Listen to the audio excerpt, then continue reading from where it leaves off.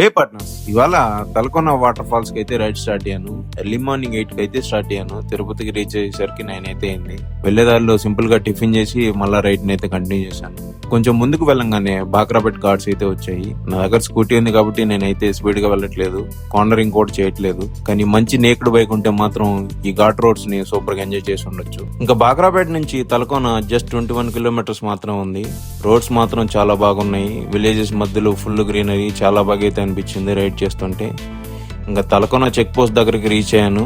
Bike మాత్రం 15 rupees parking charges తీసుకున్నారు and కెమెరాకి ఎక్స్ట్రాగా ఛార్జ్ చేస్తున్నారు. ఇంకా చెక్ పోస్ట్ నుంచి కొద్దిగా ఫారెస్ట్ లో అయితే రైడ్ చేయాలి. ఫైనల్ గా తలకోన అయితే రీచ్ అయ్యాను.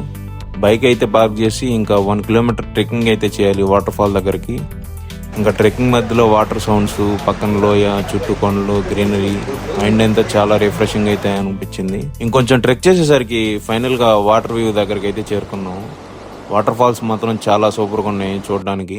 కానీ ఒకటి మాత్రం గుర్తుపెట్టుకోండి, top of the water fall దగ్గరికి వెళ్ళడం చాలా డేంజరస్.